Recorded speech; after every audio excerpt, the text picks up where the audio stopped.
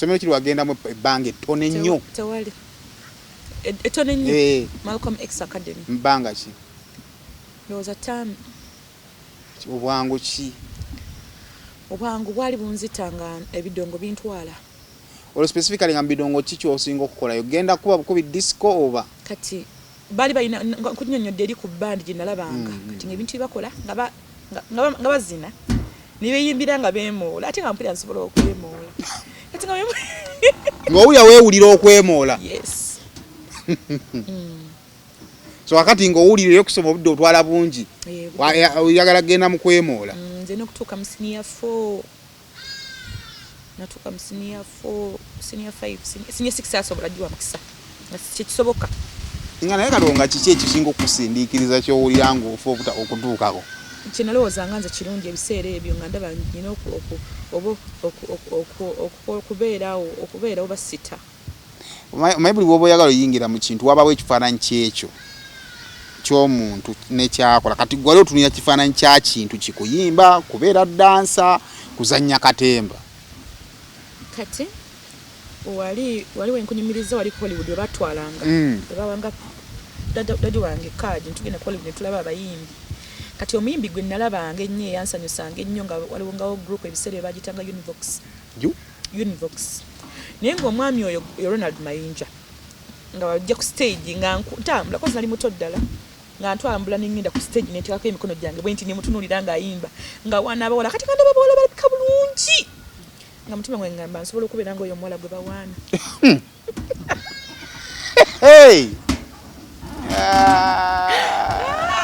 era bambi nenkulanga mwagala nnyo omuyimbi oyo ankoloni kyova ali omu ku bakeeze nali mwagala nnyo nakola mwagala nga si mwagala kozi abantu balina Uganda balaba omuntu nga yagala omuntu bafunayo ebintu ebirala but nze ye muyimbi gwe nali nasinga okwagala mu nsi. Wildlife Millions imports premium brands of skin and hair products from South Korea and the USA. Made out of the finest natural ingredients, the products are suitable for both men and women of all skin types and ethnicities without side effects because they are certified by the strictest global testing standards for cosmetics. The affordable products give you effective and fast results, contain no harsh chemicals, artificial scents, and they are not tested on animals. We ship globally within 3 to 5 days. Order now online at www.wildlifemillions.com or visit our outlets, MyHive Shopping Mall Vienna, Austria, or Care Center Kuki Tower Shopping Mall Kampala, Uganda. Call or contact us through WhatsApp +43 677 6325 2236. Follow us on social media at Wildlife Millions. We guarantee noticeable results within a week. Mbalamusizaako nnyo bannyabo ne bassebo nga nsinzidde wano ku Rosemary Beddings. Ate nga Rosemary Beddings esangibwa wano e Kasubi ku Bitaala. Rosemary Beddings nga ffenno twakuguka mu kisenge era ng'omukyala yenna ali eyo okukubiriza leka kuyingira kisenge nga nawe kennyini bwe weetunuulako teweesanyusa wabula nga teffe tulina obunayiti obulungi nga bannaye ne munno bwakutunuulako naye bannange awulira nga zeemu amaanyi abaami nammwe tulina obwammwe leka kusula ng'omusota ng'ate wano eno tulina nights ennungi eri ez'abaami n'ebintu bingi nnyo bye tulina wano ku Rosemary Beddings. Ky'oba okola ennamba eri ku screen kw'oba okuba oba tusindikira ekifaananyi ku WhatsApp kyonna ky'oba weetaaze ate nga tuderivaringa Uganda wide wonna w'oba tugenda kuba nga tukutuusaako eby'omulembe eby'omutindo okuva mu Rosemary Beddings. Tukubuuzaako yonna gy'osinzira okuba nga ate otulaba yonna gy'osinzira okubeera nga ate olaba kusema official kwoli tusinzira Kampala Uganda okubeera nga tukuweereza tukwebaza okubeera nga ate buli bw'ofuna notification odduka nojja n'olaba.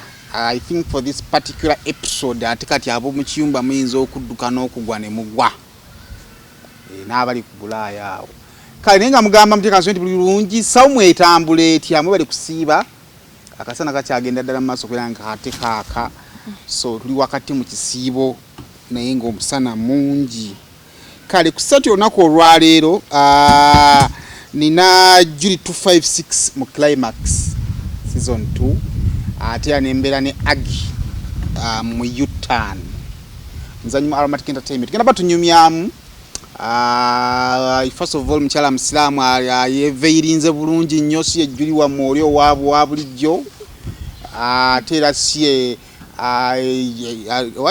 atisi asoba agi asoba agi ne si yejjuliwa mwoli owa bulijjo so kisiibo akirimu wakati so tugenda kuba tunyumyamuko naye tulabe ebitambula maaso naye nga nsanyusa okulaba ogamba otya naye nkati salaamu bangi tola nti assalamu alaikum salamu terina buzibu kubanga mu luzungu kitegeeza peace be upon you peace be upon you tenze mbadde mmanyi nno so oli waddembo katoola okay kala assalamu alaikum wa alaikum salaam wa rahmatullahi wa barakatuh owomedde ekisiibo alhamdulillah era tubale tusaba constitution y'ennaku asatu bagikwateko tugende mu kyenda ate tulina buzibu abantu batandika okuba matula ebirwadde naye nga bigenda bitya ate bitambula bubi soka ombulize kuba kulaba tunyumye kino kisiibo nkukwatidde akate mu kisiibo abalayi baffe abalungi abali ku Saima official abagyekumiddeko bannange abamulaba buli kaseera naye bali kumwagala naye nga munsonyiwe mbadde nyina kusooka na salaamu assalamu alaikum warahmatullahi wabarakatuh kisiibo kigenda kitya alhamdulillah kitambula tuli mu lunaku lwa 9 10 abali atujiddusa tudduka lwa 9 by the way lwa 9 kwanjukiranga 11 mwalanga 11 leera ku lubeera lwa 9 sofa wamanyira mu lunaku kiggwe amba tegamba nti muzo musanvu fe tugumira gwe waguma mu lwakumeka ndowooza oba olwokunaawo olwokunane kubanga olwokubiri nanywa ne ku mazzi ngamba ngamba bannange pozi nasiibye nga nasiibye munnange ng'olwoganya olwoguno omusana omungi nali neebase nga ndi waka nenzukange nyote nnuma nnyo nagukira mu freedom ya glass y'amazzi nennywa maisana nga mami you fasting I was like bannaye nasiibye naye Allah nansonyirayo kati olwo luba luwedde oba osigala oyunga bw'obanga ebadde ensobi nogirealizing essaawa eyo nti ensobi n'ogireka Allah akusonyirayo n'ovuga olunaku n'olumalayo erina kuba nsobi tusaba ebeera ensobi basibo ne bannyabo erina kuba nsobi nga nawe nogamba nga nawe nyine okiwulira so awo osigalayo olunaku nelweyongerayo kyekirala mu kisiibo muno omuntu byokola nga munda baba bisobola okuba nga bitta ekisiibo naye nga bwoba okirabanga nsobi osobola okweyongerayo ekintu kyonna kyokola mu butamanya nze kyensuubira kujjako ndowooza oba waliwo ebitakkirizibwa era tesaa kuba nsobi ebyekiro mwami ayinza okusibawo emisana nemutabuka bannange banne mulya buli kwolwo njagala okwebaza ye Sheikh Kiti bannanga alina embuulira gye yabuulidde naye nkakalimuko yadde agiwa abafumbo n'abagamba nkibwe bwowulira omwazinyi nga yazina zingako ebibyo bwoddamu nogira nga oyala buliri anti awo oba togenda kusiiba Sheikh webale nnyo embuulire yatutawakadde anti oli ayinza ogamba naye kaninde malirize lumu nsooke nkole mukwano nedda si bwe kiba so ekyo kiriwo okuyiga temutabiikiriza dda ku basibo ne bannyabo tubadde tusaba ekisibo Sheikh embuulire eyo yanyumidde nnyo obulamu bugamba ti obulamu si bubi ewaka oleseeyo baani waka ndeseeyo muwala wange gwembeera naye abamu babayita bakozi lwakuba nze sikyagala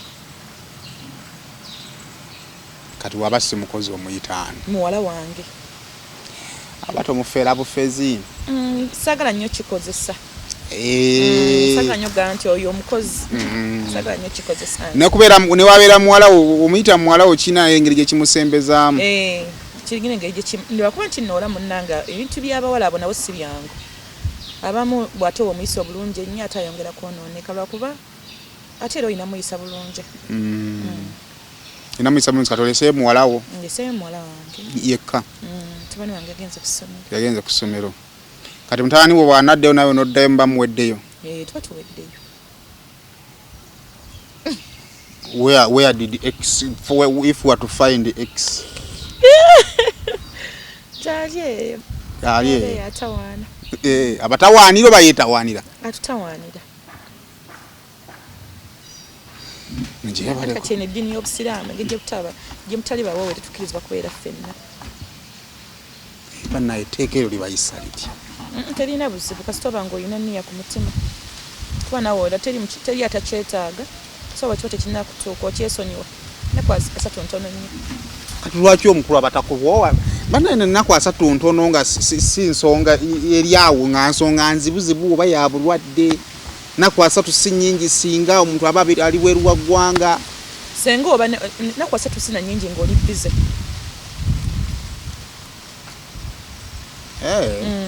Soba ng'oli bize. Naye oba ng'oli awo oli idle ozungulira. Anti kati kyoba olaba nga abakyala abafumbo nga takola alumizibwa nnyo. Olunaku teruziba nti. Nago olunaku so woovugira okuva ku makya paka akawungeezi. Olunaku teruziba ogenda okulaba bw'oyebaka bw'oddamu naye oba olina ebikutawaanya ogenda okulaba oluusi olowozeza ku ssente okimanyi osolokera ku makya nga tewasiibye nene olema okulya ng'okola. Ati nze kuva ekisibo kyatandika ndabika ndidde akawungeezi emirundi egisuba mwena. Kakitegeeza nti olunaku nvuze olunaku lamba nga mbadde sikola oba kalenze nywawo amazzi naye era maliriza emmere togiridde nti obaera nebikipinga bizi omaliriza bikuvuze bingi nga osiibyewo awo. Kakati ku kintu ekyo ekyokuwoowa ku mwami n'omusajja ani aba alina okukisindika ku lw'eddiini? Okuwoowa okwewoowa kulinganga nammwe omugamba nti ngenda kutwala omukyala mu kyaki. Kiva okusinga bana by the way okusinga obuzibu buba ku baami. Kuba omwami oba tannatuusa kuwoowa si kirungi mupushinga oba kuwasa. Bw'omupushinga ebiziba bingi kinyuma n'akikola ng'ayagadde. Teri atakyagala but kinyuma ne mukikiriziganyako n'ayagala nawe n'oyagala ne mukikola. But oba alaba tannatuusa kikola. Omuwa obudde ne yeerowooza bwe buyitawo ng'ogiga pulani. Kati pulani bweba yabbanga nga ki omuwala ali eyo kati ng'ovudde ku ggwe. Omusajja wandi mutunuulidde ebbanga kino ganga kati nakanaalaka ali ku bibyo ono. Naye kati ennaku zino ebintu byakyukamu. Omusajja tosobola kubeera na musajja myaka ebiri nga tasalawo. N'emyaka ebiri myaka mitono. Anti kati waliwo okuba nti at least mubeerako mwembi. Ng'onogamba nti omukyala wange namuwasa tubeera ffembi bakati tunakubeera legally married. Osobola okuba kuwogumira kuba omanya mwami wange but wemba nga sitemuli bafumbo nga mweraba bwerabye mu meetinga ekyo kiba kinenemu. Jani badde awo egyo. Emyaka ebiri ogisukka. Wemusukka emyaka ebiri ng'olaba talina kyazzaako. Tayogerako kupangisizaako nti oba munnaye bw'oba ng'oli mukazi w'ebbali oba ng'oli girlfriend at least nkubeeko wenkuteeka. Obeera wammwe oba obwepangisa naye yepangisiza egyo emyaka giba mingi muba mulinda ki? Kwetegeeza kwezimba. Omanyi kakati mmwe jjuli mwe muli eyo naye ffe twagala babu ekiri eno wabweru ebintu binyiga. Owasa omuntu nga tooteete weetegese. Anti kati olaba osobola okuwasa omuntu nga teweetegesera ku myaka ebbanga lya myaka ebiri gye mba mmaze nga ni mwembi mwezimba otegeera nti omuntu nalina waali ntuuso batalina. Indicators zandibadde kyezi. Omukyala anaazimba omwami we abeera supportive not financially but baba financially why not kubanga obanga naawe okola kuba kati ebintu byakyukamu Saimo. Edde twatuula edda mama baffe baatuulanga ewaka taata n'akuleetera sukaali n'akuleetera buli kimu kati byakyukamukko nti omwami waakola jangu n'ettooke omugambe hani omanyi nze mbadde nguziwa na matoke jangu n'enva okitegeera bakazi baawa bakazi baawa ennaku zino nze munnange bwe mbiraba ne mikwano gyange gyonna gye nnyina ate munaye I thank God mikono gyange gisinga mifumbo gyaliko ebweru mikwano gyo nyamutwale mwange bamuta Alice aliwo wano awakola wano naye ali so supportive. Nina omulala bamuyita Shifa. Ali so supportive era omubamu avuga emmotoka ye nagamba lema yimira ku wano bulengo. Hey nanku nimwira nga kubira omwami we daddy nguze enva togujja nazo. Natabanja musajja ssente. Nedde byakyukamu okusaidia mmwe kiri kitya. Waffe ffe bataata ffe bamaama ffe tulabirira ewaka zibateekamu bazitubanja. Omukyala akola. Anyway sigenda gamba nti kibi naye bazitubanja era nagamba sente zange ennyama nojjola zaade sente zange badde nsaba onsasule ogamba kirala mukko ekyo naye nze ndaba nina gwe bayita ate n'abasajja bani bagamba bala ntokkiriza mukazi kuteekamu ssente waka bajja kukumanyiira nina gwe bayita shida ye akuba omwami waba bakyapangisa waba sente talina namugamba honey how are you waba talina amugamba kansasule rent no worries n'asasula rent yes baka basula nga mu ya 10 no ate basula mu nnyumba akinazino stand alone yes eri mu kikomera eri mutwalo nga 8 namugamba honey kansasule omita Rashida namanya nsobola okugamenya kuba ndi sure beetaaga kuwanga tubateeke mu ndowooza kisinzire enkolagana gye mulina waka ndowooza wamba nga mukolagana omanye abasajja mutunyiza nnyo bwenkunyiza nga akasente kookakweka atandika okubuusabuusa agamba nja kumala obudde bwange ku mukyalo ono ku mwami ono akira ku makyandike waafuna omuntu omulala oluusi bikiva ku ekyo kuba soona atakikola sobola munene bati nze sisobola ki butakikola nga nyina sente nga nnimo nga niwaka nyinawo abaana bange nti nemeggula nvamu kubanga nninda omusajja akomyewo kiralamu kazi ndowooza muwulidde kiralamuko tusaba mutwe ku sente zammwe naba tezikuwadde abayegulira bwemba tulina abaana ewaka nga babo nengula enva nentekako amasannyalako kitegeera nemweyamba nomugamba muneereero zibiganye kwako ogwo omutwalo kirenkanyiza okwo nagamba hani manyi kyenkoze nguzeeko hafu kakanyama katukatikemu kabeji tusikireko omuceere enyama ekyamala abantu ababiri anti ekisi iye okujjako nga katife nyama ogirya kulya musupu kuba kati enva ezigulwa zenva ezituukirwako ebenyewa mukene mu binyewa mwabivaako tobirya wekiba kyetaagisa kati nga muli babiri kituufu we muliridde mukene ebinyewa nga muli babiri ate munaala efunayo olugulu lw'abaana anti musobola obbiyoya nogamba naye ero tulidde nnyo ennyama kanfumbe ku kinyeebwa kino kitekemu kamukene kale nina kakati abantu abakulaba baba bamanyi Julie 256 bamanyi Agi real name zogwan Rema Semmambo Semmambo yani mu business eno Semmambo kitange omwami Haji Musa Musoke Semmambo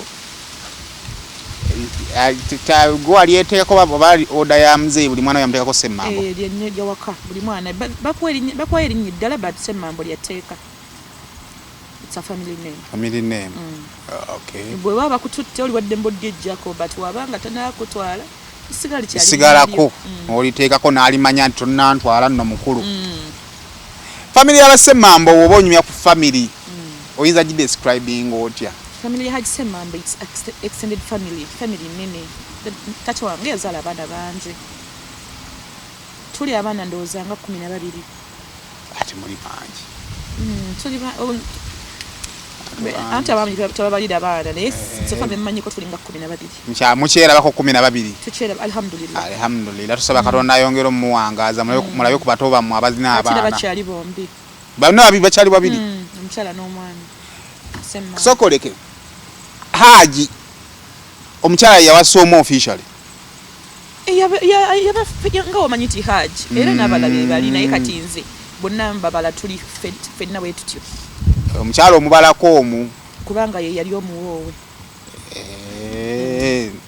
naye nga ne bali bakyali bafumbo waliyo nga Allah gwe yatwala bali babiri bali babiri abali official Allah namujulira netusigala okay kati olwo family wadde nga mwalina bamama bali banjawulo olwo nga mubeera wamu obanga buli omu abeera waabo buli mukyala abeeranga wuwe naye abaana ba Haji bakuliza wamu kati wamu ewaani awakulu nnyo ewane wakawe wenyini wa Haji Musa Musoke Semmambo maka makulu yes kati agamaka makulu ge gamaamawo temwacunyanga baganda bammwe nedda twali tweyagala nnyo by that twali tweyagala nnyo gundi binding factor yammwe eriki family wabawo ensonga egamba nti nze muganda wange lwaki tukolagana yaffe eri bweti nti tukolera nnyo ebintu wamu tetwesuulirira nnyo kati engeri gye twakulira wamu omanyi ebiseera ebisinga okwesosola kujja nga temwakulira wamu kati fe twakulira wamu kuba waliwo batazaalira waka neera nga bakulira waka kati twatuuka ekiseera nga tukula buli omu nga awamu ne support baganda baffe abakulu bahaji byasooka okuzaala batuwa nnyo support ng'olaba nti oli first born atayambyeko noono maama we gwatazaala kyatanguyiranga okugatta then we twakula ne tukolawo team Ssemambo tuli okwo ffenna nti kizibu nnyo obutawuliza munno. That's beautiful. Mabisere bisinga family ezo ennene usanga abantu bangi naye nga buli omu ateeka munne olumu nosanga zi team nga zaawukanye okusingira ku maama ozo buzibu buva ku ki okusooka guba mutima gw'abantu waliwo abaana nga balina emitima emibi ekisooka kwesosola nogana okukkiriza nti kwesosola bwewesosola newesosola kikuleetera omutima omubi kuba bolowooza buli omu takwagala you find yourself okoze bitalina kukola tebibulamu naye si bingi tebibulamu. Katolonga mwakulira side ki twakulirawo Katwe wakati bolisite boni baba twakulirawo Katwe nobawe bakusalira mu ebizeera ebyo bakuzaaliramu nga bojjamu engatto n'otagikwate nagaba wajibu ate munnange olaba Katwe oyo ate ababbi abajja mu Katwe sibaamu aisho baba vaawo kati olaba osobola okusanga omubbi nga erungujja ne bamukwatira Katwe n'otanga Katwe nga bamukwatira erungujja naye nga abaana b'omukatwe ate baali pole nkyoga nga tebabba bo mukyengezako okugamba basobola okuba nga baalimu naye nga tebabba omwo Katwe side kinkere bagita Tower Zone Tower Zone yeriwa yeno kwambukanga Katwe Primary Katwe United kati eyo Katwe oba Katwe 2 eyo gye bayita oba ennyanja erabidde naye kati ffe tuli eno wansi eno nga ku Hollywood Hollywood mwe muli nkere maama nkere ali side eri naawe wammanga tonzikakkanya nnyo ate manyi nti oli ogiwa hafi naye era ndi eyo lwakwa kati time yatuuka abakulu baffe nga balina okujjayo bakadde baffe netudde ewalala naye era nga amaka gaffe gakyaliyo. Katwe wemabega waliwo n'abantu bakajja Kampala Katwe wedda yali kikaaki oyinza mu describinga ki Katwe wedda yalina omugotteko mungi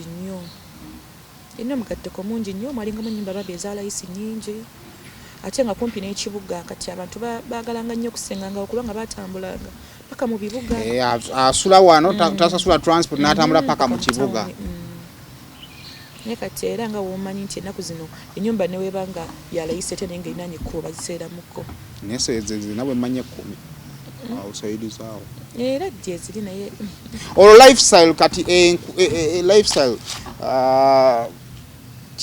omwana mbeera ki gyeyali asobola okukuliramu mu biseera ebyo Katwawo Katwe wedda teyali mubi nnyo okukuza abaana owedda ffe wetwakuliranga kuba twakula tate wange yasomesa abaana bonna era abaana yabasinga bonna bagraduate bonna batikira tate wange afumbiza abaana jakondoza zakyalebedde ku lujja naye nga abaana bonna bafumbiddwe bagenze mu kitiibwa edda teyali nga mubi kubanga gwomanyi era embeera edda na buli wamu okuwemula tekwali nga kungi ng'omuntu asobola kumala gasanguza kigambo omwenge tegwali nga mungi nnyo social media by the way esinza okwonoona ensi yes social media egasseko kinene kale oba ekoze kinene okufuna ebibi ebiri mu kitundu ekimu okubibunyisa ewala n'ebibuna buli omu n'abitegeera kubanga tuyinza oba tewali kipya kiriwo naye nga byabeerangayo mu bifo ebimu ate nga n'ababikola bekweka yes kati edda twasobola eddako nze nakulira Katwe gye banzaalira nenkula nensoma senior 1 senior 2 senior 3 senior 4 saalabako ku muntu anywanjaga ku kkubo nga ntambulika I swear ndi mu kisiibo muno okimanyi ebyo bitambulira mu bwongo singa ogamba muntu nakulira bwayise nakulira Katwe Salaba nakulira gundi ebyo bitambulira mbonga ntukakulira mbayaye mbanywanjaga ate kankuleko Simon kati nze olaba nakulira Katwe batinze ebintu bye natwala path gye nakwata teri muganda wange n'omwaya gikwata teri muganda wange ali mu art teri muganda wange ali mu abasinga abamu bafumbo abalala working class ladies abalala buli omu ali bibye era wahadise mambo nze yavaayo omu kubanga nze kyankulirangamu muli kyakubeerangamu naye ndowooza kitange yaleetamu obuzibu katini buzibu te kati Hollywood oyo ogiraba ye Katwe ngimanyi bulungi tata wange yali chairman w'ekitundu ekyo ow'ekitundu naye nga jokera tata wange yali kuva dda musajja musiraamu nnyo nga takolagana na bidongo kati nga edda oba chairman bwedda bwanyumanga nti omuntu bwe yettanga ente wano ng'akuweereza kilo nga ffe twafuna ebintu by'obwerere bingi kati nga ezo kaadi ze baleetanga emizannyo nga bawaako omuzeeyi wange kaadi olwokuba tuba tukyali baana bato nga tatweraliikirira nga ye talaba nga mugende ne bakulu bammwe mulabe kati nga tugenda ffena twambala ne tugenda kumbe nze bino ebintu byetulaba mpikinga interest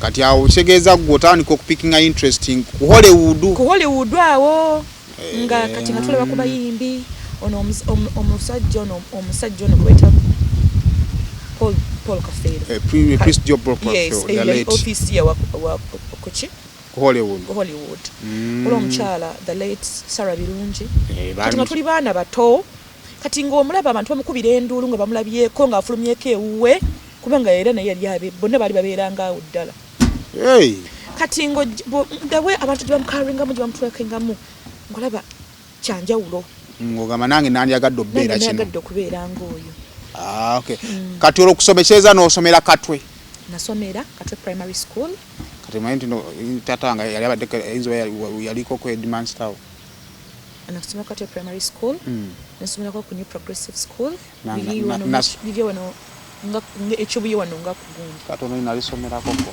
kakati katumula okuba kubula ewandigwa wana bali bakuba omugga cha Sara yatse yali mweru Tesalo mchali yali omunene kale Rosemary Weddings batunda bya mu kisenge bagamba nti gende ekasubi botuka ku bitaala bwoti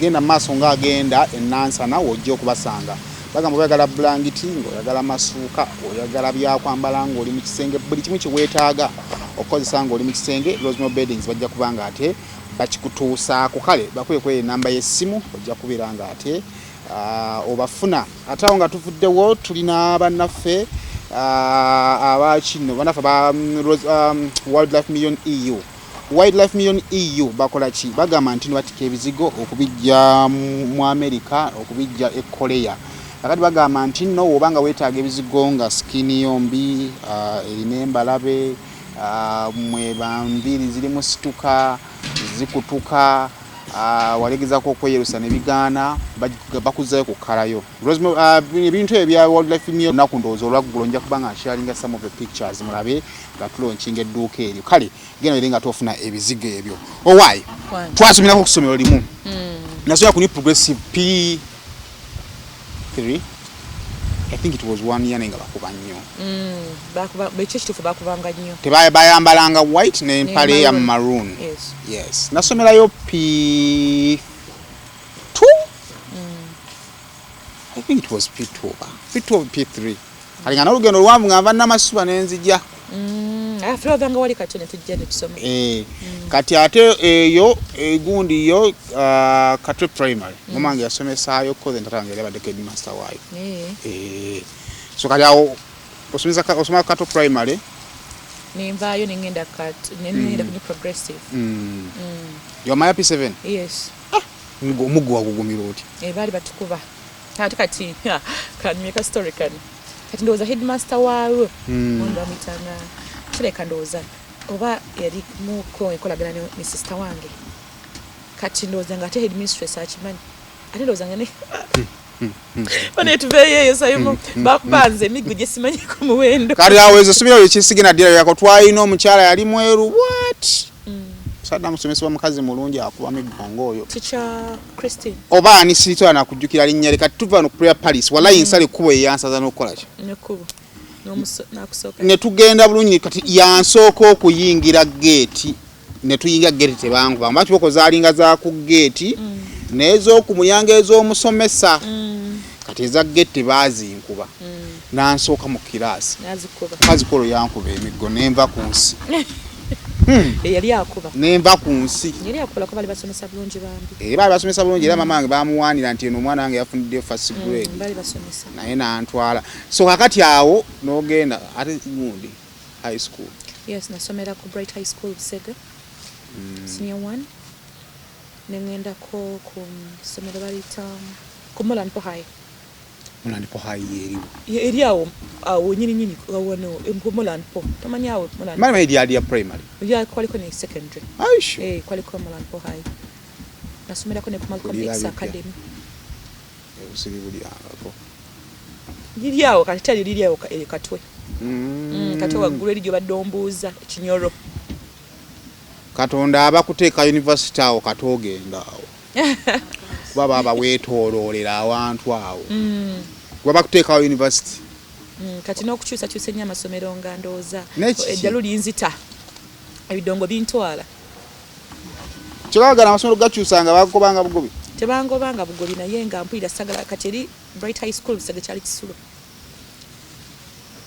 nene haja niye mugamba nti omwana we Kampala bamutwala mu Kisulo ky'e Kampala tata wange yayagalanga nnyo kusupportinga banne kati essomero eryo walingamu omwami bamuyita mwami Kajobi najja nga ntudde P7 namugamba nina essomero biki mpa omwana ebikubya emiggo ebyo ne bampayo bati lyali ddungi teryali buzi bati lyaliyo omiggo nomalawo bbanga ki nasomero sinyawo nesinyattu lwawo essomero kiri wagendamu ebbanga ettono ennyo tewali ettono ennyo Malcolm X Academy mbanga ki ndowooza tamu obwangu ki obwangu bwali bunzitanga ebidongo bintwala olwo specifically nga mbidongo ki kyosinga okukolayo genda kuba bukubi disco oba kati bali balina kunnyonnyodde eri ku bandi gye nalabanga kati ng'ebintu byebakola nga bazina ne beeyimbira nga beemoola ate nga mpulira nsobola okwemoola kati nga ng'owulira weewulira okwemoola yes so wakati ng'owulira okusoma obudde otwala bungi oyagala genda mu kwemoola nze n'okutuuka mu senior 4 natuuka mu senior 4 senior 5 senior 6 asobola giwa mukisa kyekisoboka nga naye kalonga kiki ekisinga okusindiikiriza kyowulira ng'ofa okutuukako kyenalowooza nga nze kirungi ebiseera ebyo nga ndaba nina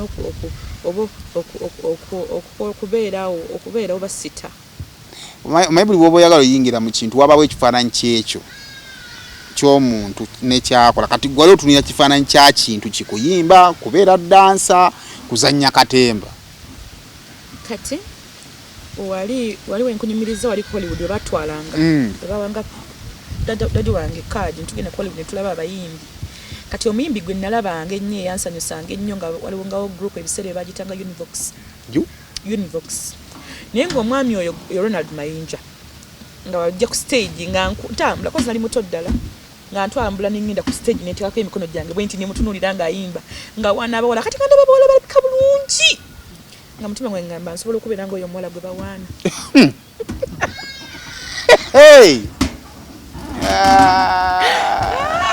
era bambi nenkulanga mwagala nnyo omuyimbi oyo ankoloni kyova ali omu ku bakeeze nali mwagala nnyo nakola mwagala nga si mwagala kozi abantu balina Uganda balaba omuntu nga yagala omuntu bafunayo ebintu ebirala but nze ye muyimbi gwe nali nasinga okwagala mu nsi gye nakomanga okula nafuna abalala but he was the main so kati ng'oyagala kubeera abo abawala beera ku stage abo nga ajala kubeera abo nga ndaba omulembe gwa video wezijjira ogwo n'otya okulabikirako mu video kuba wuuyo gwe kyeru kati ekyannemesa ennyo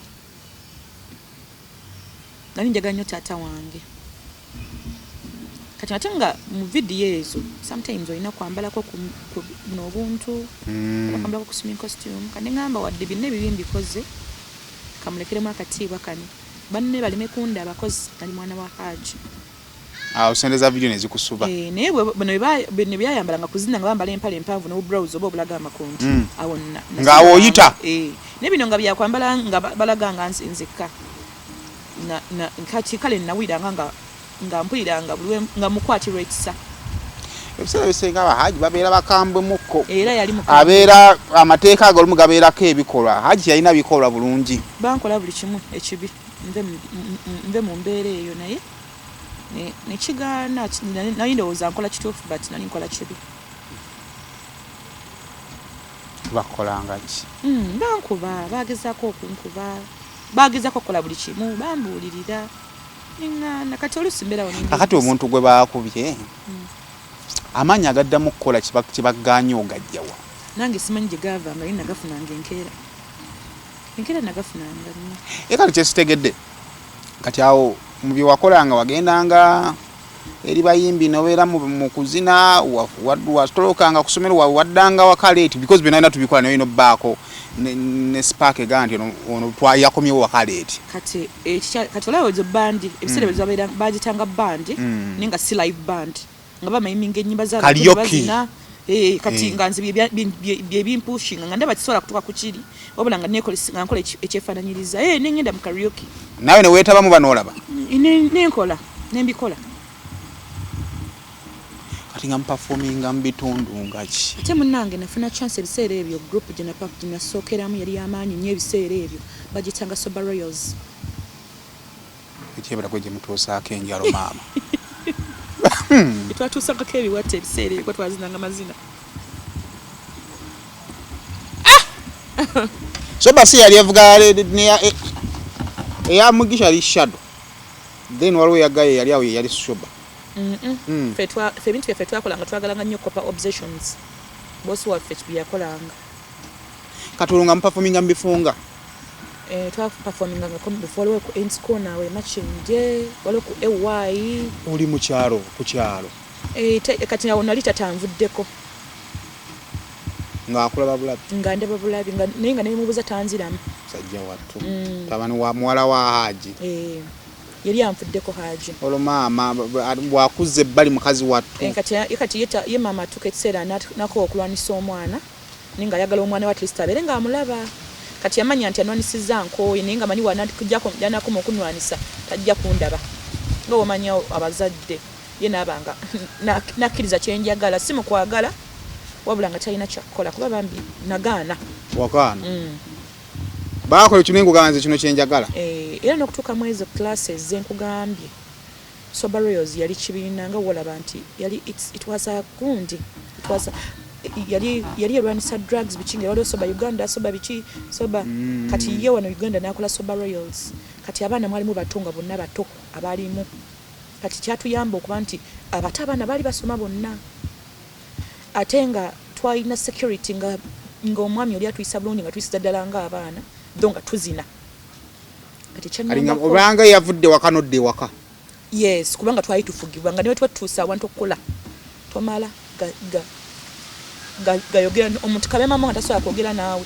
Sure. Yes era nga bwe tunakola ebyo okukola okwentiko nakumpi ne wa mama wange nga ngenda nimbalabako nga sinaba kutandika kukola kubanga nga batuvuga buli omu dropping walina okubeera time yatuuka ne tufuna ennyumba y'ekibiina naye nga atuvuga oli omusajja era abantu bambi bamusalangako ekigambo nti atwagala kubanga era nga tatukiza muntu tulabako omugambo oguli ku kyalo kuno abaana naddala ba dancers n'abali mu groups mubeera bunyama bw'abakama bamu kati ekyo sagala kulimbanga ndi mu kisibo kino fe ekibiina ekyo kya Soba Royals omwami nga bwe nkugambye yali balwanisa drugs era nga tugenda neeyo netukampinga netugenda Kenya Tanzania tugenza nga tumala tugenda tupresentinga yali alinganga na ssomero kati ng'olina okuba ng'omanyimu ku luzungu ekyo kyatupushinganga nnyo okusoma otukeeri nga olina kyosobola okugamba. Yes nga bintu bye tukola twazinanga kituufu bate twayambalako bubi kubanga bosi waffe yatugwiranga mpale empanvu okujjako twalaganga amakundi. Yes but tetwayambalako costume nga ya short ate twali tufugibwa nga takukiza nakwogera naye ebyennaku zino sibitegeera sagala kulimba byo byakyukamu but ekyo ekibiina kyenjogerako abakirabako they can witness nga kyekyatuleeta n'okuba nga mmanya abayimbi abasinga kozi abayimbi bajjanga ne batupangisa ne batuleetera ennyimba zaabwe ne tuzina oba nga balina shows ne tuperforminga nabo. Kati challenges ki ezakirimu kale ebirungi bya manager tujye tumaze omwejjeereza? Challenges ezakirimu nti mwali kati jukira ngovuddeko kubanga oli ku kibiina wali kusoba Uganda ngosigaza obulamu obubwa totali mu kufugwa kwa tobeera wammwe. Kati kigeza yabafugiranga nnyo mu kaseera kukola nga mu rehearsals bikyebyo mutulemeko ngana kusanga n'omenye kikugobya naye nga bwe muvaayo ne mudda gye musula obeera free. Kati ng'obeera free ngoba olina obulamu bwo. Kati challenges ezaaliwo yanyambako kunkuuma ku basajja ab'enjawulo manyi bwe ne laavu nnyingi kwaza ebiseera ebyo obulamu Allah yabukuuma bukuumi tewalingawo nnyo nti nno omuntu asobola okukebeza n'akantu okitegeera. Kati baleesobola n'okoyisa mu kamwa we kati essaawa eno omuntu asobola okugula akantu ku famasi nemwekebera oba edda obulamu bwalinga abantu abaana olusi ebintu tebyalinga birungi.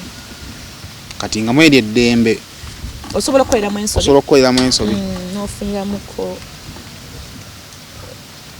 ekintu ekirala. Essaawa zino kyoli kati obyejjusa ebyo ebyokuddeka waka n'ogenda mu gurupu ey'okuzina n'otamala kugenda mu senior 6 obyejjusa? Nabyejjusako ko nalina kitadde wange ali connected time etukako nga ate nga nange nfunako ka connection akatono ng'omuntu ayagala kubanga senior 6 agituula ng'omuntu ayagala kuwa mulimu ogutegeera ogukuwa ssente nnyingi ate ng'osobola gukola ng'okola na bino naye nga tolina papers zisobola kuyisaawo negumaliriza gukusubye nga gukusubye but era nja kuddayo nsome genda mu machuwa entu kubanga okusoma it's important kwennaku zino okusoma kikulu. Abantu bagamba si kikulu kulanga wanje bagaggawadde nga tebasomye mukisa buli mwalina omukisa. Kati goba akuddayo ku ssomero specific ekyo kiba kikuzaayo? Nina ekintu kyenjagala okubeera ng'omukyala nga nze. By the way, I'm not specific, but there is something that I want. Naye ng'owera bitabo byekutuzaawo awo? Yes. Kale tugenda kugiramu katono nnyo tukomawo tuvaawo. Almutawa Enterprises Limited bano bakugu nnyo musonga za real estate season na oyagala kutunda oba kugula ttaka wekwate Almutawa Enterprises Limited tulina ploti ez'enjawulo enteketeko bulungi ate nga ne bbeeyi yaazo esobokera ddala ensonga zonna ez'ettaka wamu n'okulikulaakulanya tuzikolako tugula sako n'okutunda amayumba era tusolooza n'abapangisa oba okulabirira ennyumba zo abakozi baffe bonna bakuguka era bakozesa mazima meereere tusangibwa ku Hoima Road Nassana Municipality Wakiso District Esimu 0756-4M9 oba 0705-4M7-993 tufuna ku WhatsApp +97362-388-599. Amanyo gakuluma gaguba oliisa ludda lumu gakunyenyeera bosaayi ekyokya oba ekinyogo gagasanyalala ebibuno bijja omusaayi galimu ebituli tokyalya nnyama senyesa nana habo mouthwash gwe tukomezzaawo mu ccupa empya enyigiddwamu ekigambo nana wansi ne mu mbiriizi kakasa nti alambiddwa bw'atyo gwe bakuguza musange mu supermarket ne famasi zonna era yawandiisibwa National Drug Authority. Tukyali kusema official ena gyosinzira okubanga ate otulaba tukyagenda mu maaso n'emboozi ya Rema Ssemambu isikupatikako erinnya ddala erinnya eryo ligyekuogekeko erinnya ly'omusajja binyume omusajja yalina okumpa erinnya saagyeteekako tabani bafalaawo babamanyi weteekako erinnya enaku zino abasajja bakugigika omukigika bugigisi agenda okulanga erinnya litandise okunyumira ku liryo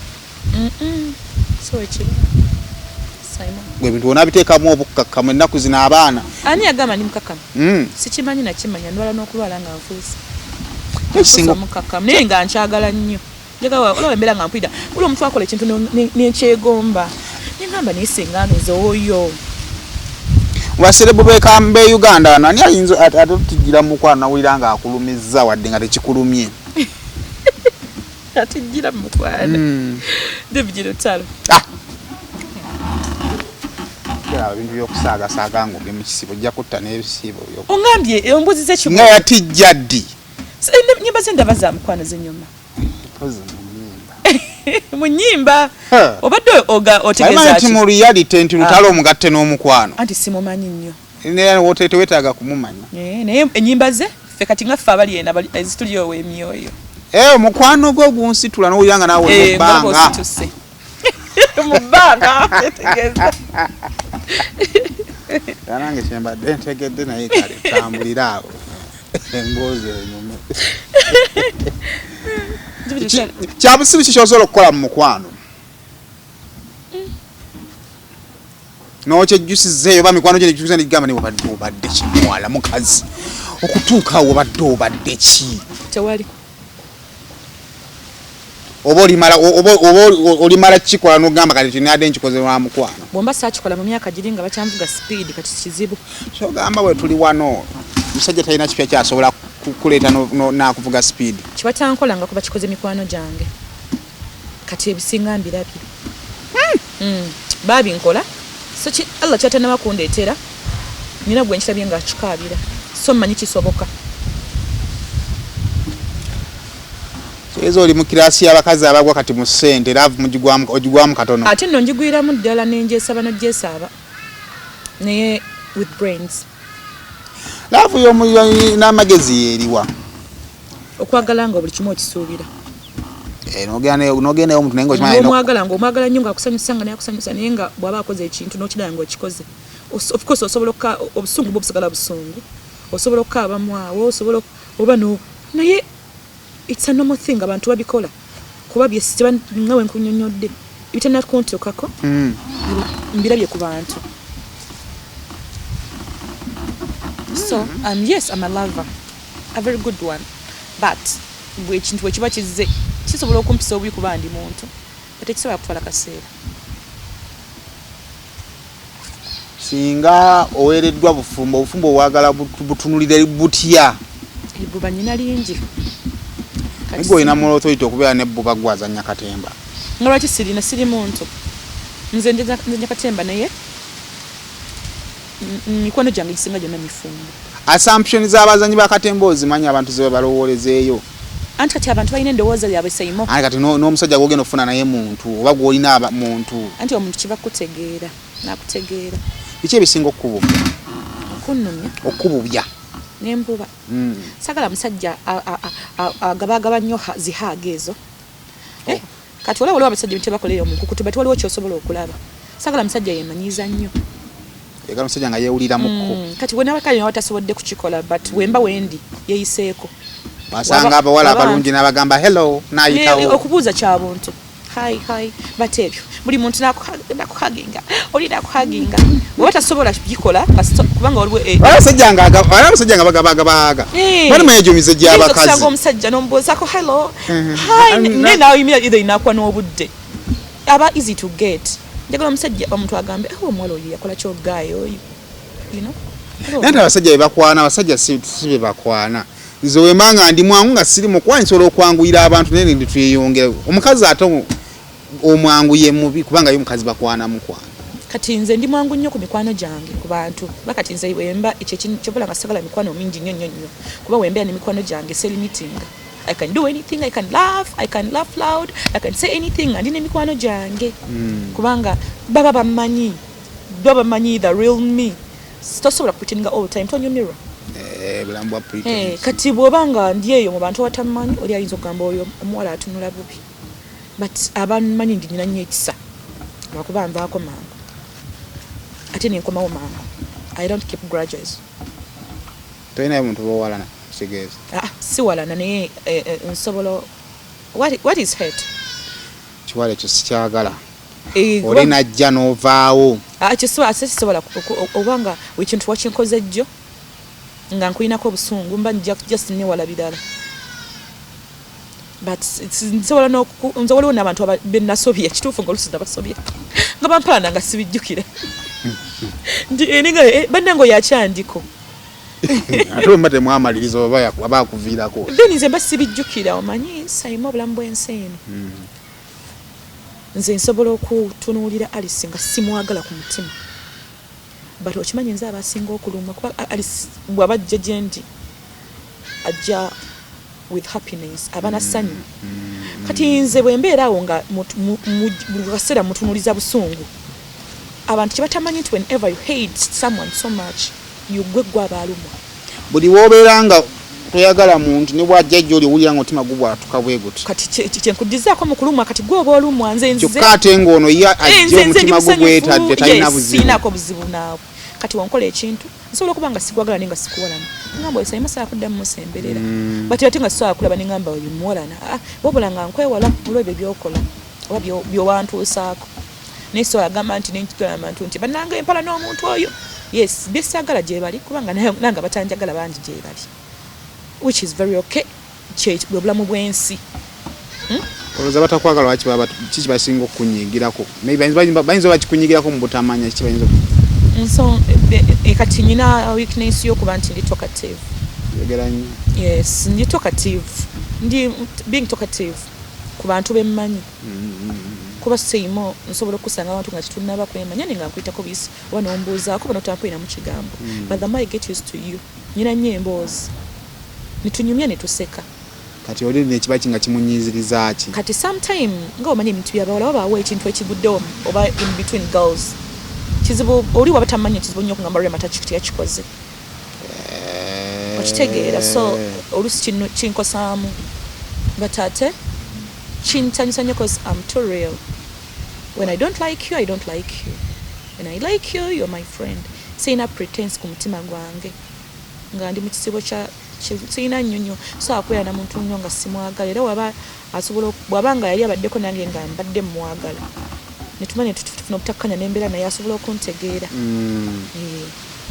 okay so kati wamala P7 n'obeera mu gitata Soba Royals nali njayinza second ngamba wamala senior formanya n'ogenda mu Soba Royals kati Soba Royals naye sinakumala senior form wagituulira omwo wagiyita nagiyita bulungi oba wagiyita nali mugezi nnyo tekyasinga okubanga kiri mataata wange kati womala senior form n'ogamba Mukama Katonda weebale senior 5 nagikola senior 6 gisaatuula lwaki nga manyi olwo class zetagisa concentration ey'amaanyi nnyo ate awo twali tutandise nga tufuna shows nnyingi tuli eno tuli eri kati nga ndaba wano akasente kajja nga te ku myaka emito nga ndaba kiki kiggwa ekya Soba kiggwerawo kajjukira era mubaamu abantu ababairaawo nga bo bakujja kumulamya byokoma okufuna byosoma okufuna kati awo nga mufuna sente nga mmeka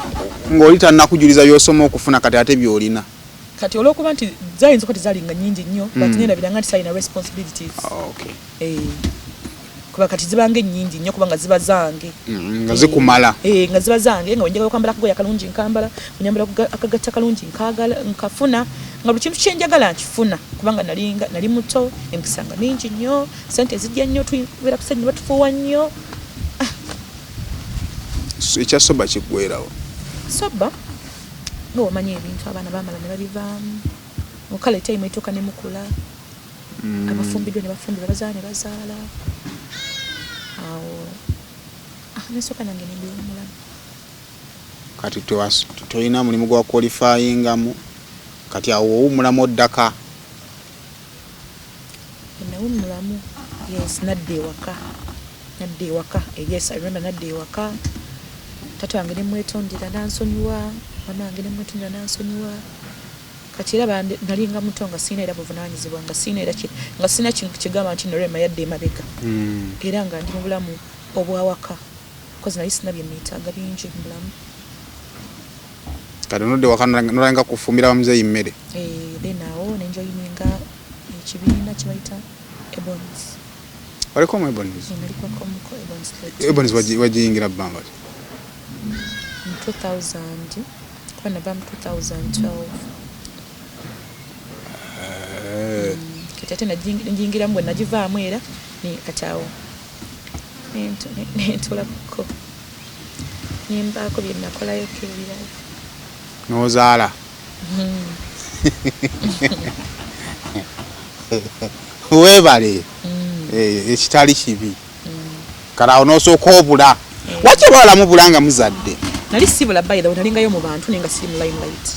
Nalinga nkola obulamu bwange bwa bulijjo. Nenga womanyi nti limelight ate yo ekulaganya abantu. But mikwano gyange abantu bange nali nnyo mu bantu. Omutaso okugamba wali ebiseera bisinga bwala mutera nnyo okuzaalira wano nga mwakoononeka. Lwaki tewazaala nga wakoononeka? Kubanga nali sagala ekigendo kyange tekyali kyakuzaala kyali era tewali azaala nga agenda. Waliwo omuntu nga yonoonese balenzi. Byawukana tebitambulira wamu. Waliwo omuntu nga oyonoonese okuva waka ng'ogenda kufumbirwa omulenzi akusigudde. Kati nze amateeka ge bantingako wano ewa Haaji ge gaayagala saka nve waka nfune emirembe egyange. Kati nze nayagalanga nnyo music. My aim was not oba kubeera in any relationship. Sagala kulimba nti saagirimba but si kyekyali ekintu kyange nali njagala music.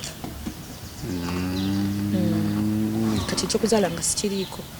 Era osobola okuba ng'oyogera ne banno okuba ng'oli ofunamu abantu abasinga obukulu okola bwotyo kitegeera. So nali njagala ekyokuzaala essaawa eyo. Okay. So kakati bodda okukoma drama muddamu ddi? Drama muddemu mu aromatic. Kuva ebbanga lyonna badde okola ki? Badde mu business? Nga gyesayima naawe ndeka gwe manya nali bandabirira.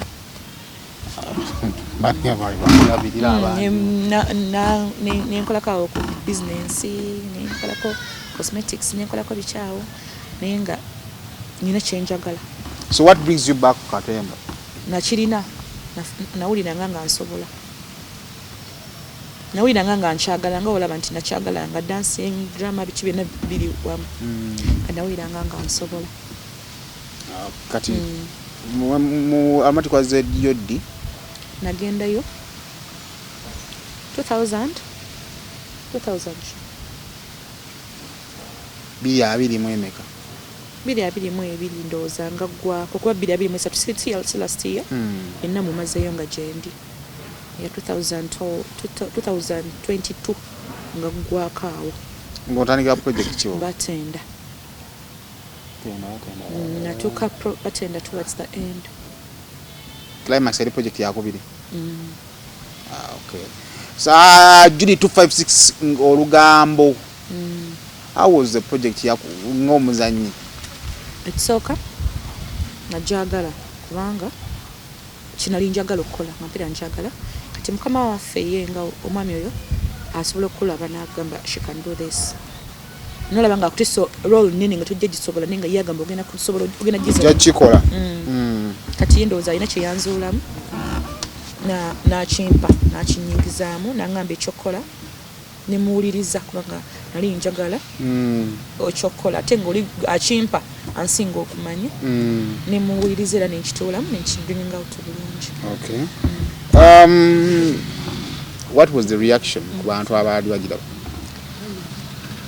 Yali nnungi nnyo because it was my first big project because nazanyako awo Batenda nenga nenzanya na kitengejja yatambula lumu ne Batenda ne Climax. Yes but it was my first big project nasanyuka nnyo because people could nasoma nga mu comment section ngolaba abantu basiimu olaba otambula mu town people recognize you. Kati kwegamba kale kunze yali yanjawo yali achievement nini. Okay. Kale katononyoka kati abagala okutambula muko bagiyise African Canadian Foundation bakuteetedde kibayise Global Conference era nga eri ku substance abuse, addiction, suicide and mental resilience. Conference egenda kulina kuzomeza 20 paka 22 September mwaka gwa 2024. Kakati gwayagala okubanga atofuna invitation okusasula dollars zijja kubeera 405 za Canada. Gwe international participants tegezo yinzo bova mu Africa yinzo bova mu Warabu. Then ayagala okweexhibiting ekya Canadian dollars zijja beera 502. Then ave Canada ojja sasula dollars zijja kubeera 2. kale osobola kuba nga ate okozesa details ziri ku screen yaawo okusobola okubeera nga ate ozeetabamu. Then balina ne Global Youth Business Forum and Expo eya 2024 egenda kuva mu October nga 24 paka October 25. Kale kati nawe wansi awo osobola kuba nga tofuna details engeri gy'oyinza okuba nga tewandiisaamu ne bakuwa invitation n'ogenda ate n'olambulako ate nga bwetaamu ne mu conferences zino tomanya osobola okufunira awo omukisa gwo. Up to now hajita accepting anga gundi yompya oba naku zino byakyukamuko. yamala n'agenda n'omwana kye yali ayagala ninga yasooka n'anyiga kati nga oluusi kati natulako kale we nagamba we nagendayo ne mbeetondera ali no maatera no biddamu n'ogenda mu eboniza kuba nali nkuze n'oyonoona nga nkuze nga balaba era sikyasoma of course nga mba sitayonoona ati kubanga karaoke ne ebons byanjawulo kuba kati abantu balowoozanga ebiseera nga bagamba oba oyonoonese kati byabyono ati karaoke bamwonoona nnyo kati essaawa eno owaffe yaliko ko at least obukuumi era kati nze omwana wange basobola mukkiriza genda mu karaoke wa ssaawa eno tosobola lwakubanga era bomanyi tuzaala mibiri akira ku makyala yeesalirawo nganze bwe neesalirawo naye as a mother sisobola ndowooza mama wange kye yali alaba ebiseera ebyo kiza kyendowooza nti nange ebiseera bikyali kirungi ate ye yakirabanga ekibi ennyo ku mwana we nga nange wenda bikyessaawa eno nti kiyinza obutaba kirungi eri omwana wange. Okay, so kale kitegeeza alabako ku TV. Alaba asanyuka alaba kuba katujjukira ebintu bya romantic biralamuko era kubiddeko kasimu nagamba ntuganyidde bulungi yina amanyi tubeere tuyola sente akubira nagamba soko tegeka wabiri kusimi ndera akabiri awo ntera akawabiri awo era kifu tufuna but yeye nige gyachogera nga agamba olwokuba nti andaba ku nnyo ku TV nandaba akimanyi ndoza bwandaba ku TV lwendio oli mukuyola ze n'ekisero kyo kali wagamba biri n'omuteerako musajja wattu nga mugamba ngenda kuteerako ze nnyina. That's beautiful. So how was U-turn? U-turn bannange bamwogereko nti U-turn yandaga nti nsobola okuzannya mu climax wali okola ki? Nali nzannya but U-turn wali wanjawulo nali ku bantu abataano abali batambuza omuzannyo kati mukama wange yanneesiga nnyo nga sina nakolowoozaako nga ngamba I'm trusting nze how can I bring this out kubanga ekibiina kya romantic okimanyi mulimu abantu bangi nnyo but he chose me nankwasa project ye kati nali nga sinakwerowoozaako nti nzannya nga nsinga kusooka kulowooza ku mukama wange kitegeera agamba bosi wange antrust nze nakino ekintu what am I going to do to bring it out okusooka nalina fear agamba nakikola asobola okukijjayo nesimu disappointing batwagenda nga ku state nga ndaba abantu tubeera batono kubanga engero za romantic ozimanyi zikola bukozi ng'ate ndaba bampita nnyo ngamba omwami ono aleka neesize kati olwokuba nali sagala mu disappointing kacampanga courage nimba nga mpuliriza ku every detail kye baŋŋambanga kati nga nneewa obudde n'ensoma comments nezimpa nnyo amaanyi neŋŋamba I'm doing it I have to do it. Oli musomi wa comments? Nayinanga obudde bungi obuzisoma. Tofunanga mwe ku discouraging. Mbadde sinnafuna. So katonda emejjifuna abaana abo nga bakuba. Akwala oluzezo nazo tunafuna oko badde obeera ku kisenge. Sejja zifuna. Ya Juli, mu Juli tebafunayo.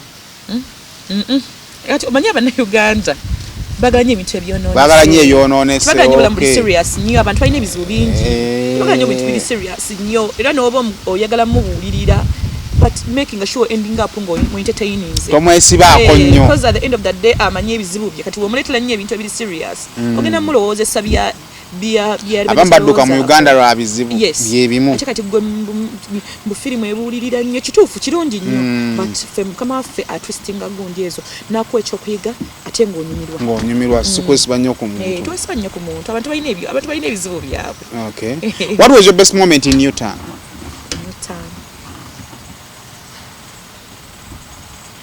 ngoba omwami wange akomyewo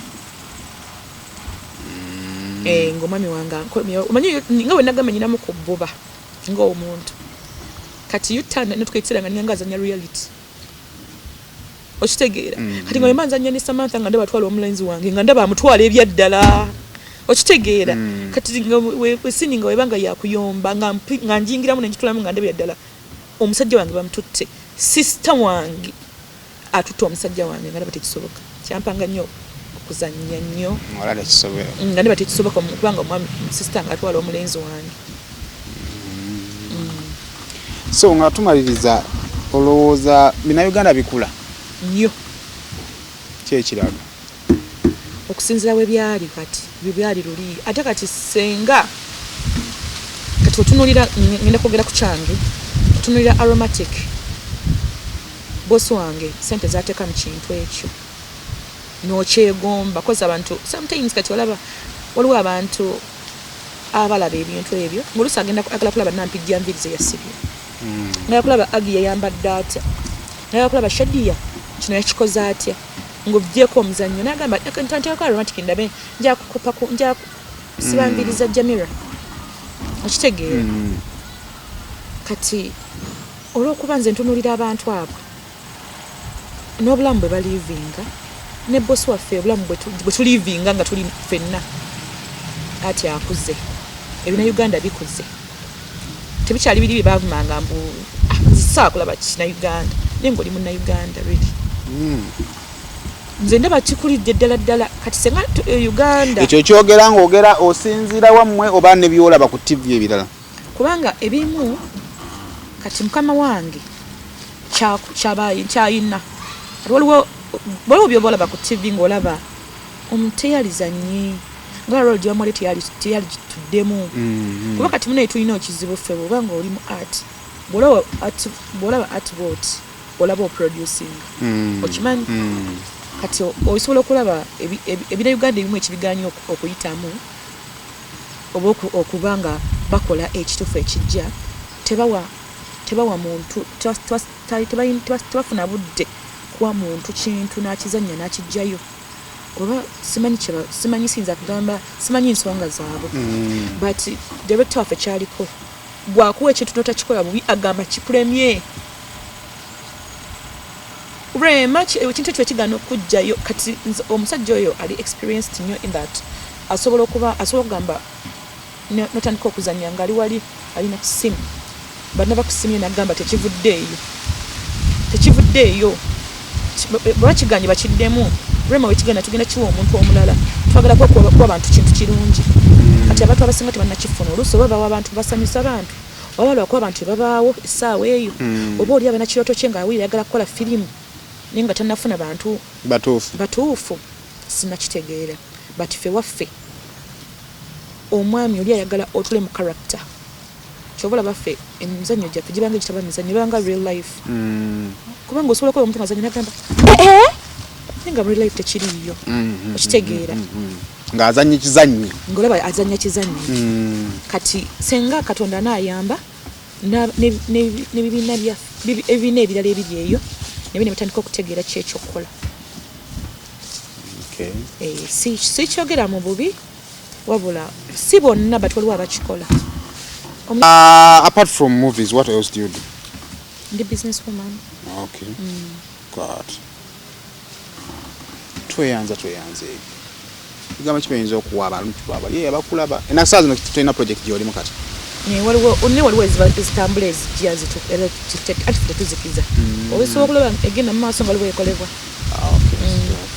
igama kipenzo okuwa abantu abakulaba bayiba n'ekirala ne yutan ku Bukedde TV kwali yakyarani nga Bukedde TV sawa 2 n'ekitundu ebigambo byempa abatuuliriza oba batulaba bebalo twagala koza abantu bane bakuzize bazira gwe bazize yafaanana atya anti oyinza okuleta ekintu kino tatu welcoming nga wogenda mu comment toyina we weeraba ate nga baba ku kituufu tebazira muntu kyokola what you give them but mu comment za aromatic omuntu kasitazanya bulungi era mu comment kiraga akitegeera otandika okweraba nti nazannye okweraba nti yes nazannye ate n'otamera malala obwongo oyagala okweyongera otomera malala olina kweyongerako bweyongezi notakomaawo kati abalabe baffe abalungi abaseima official mwebale tulaba mwebale twagala mwebale kwagala aromatic bani musigale nga mutulaba tukyalina ebipya bingi ebijja wakati essaawa eno ekintu ekitukurunninga Trust Films kuliko customer care naye mulungi nnyo omulabe mugenda munimirwa eri ku LM era page yaffe eya YouTube kuliko akazanyo kabayita The Junction ako kalungi nnyo mukalabe era ku Trust Films era still kuliko ne film na Beta Syndicate bambi nayo mugirabe nungi mwebale tuwagira mutufudde kyemutuli senga temwali mno era sayimo temwali munsabye kundeeta wano mani aleeta bemusabi people's choice okitegeera mwebale nnyo kutuwagira tukyabawo ebibi bingi ebirungi bingi betukoledde ensobi tuganto ninga mwebale nnyo mwebale ddala okutuwagira ekisinga obukulu sayimo neyanza nnyo kunkyaza naye neyanza okujja kale tweyanza basiboni banyabo for this particular episode mwebale kubanga ate mutugoberedde until next time tujja kubanga twongera okubanga ate tuwuliziganya abasalamu assalamu alaikum. Assalamu alaikum.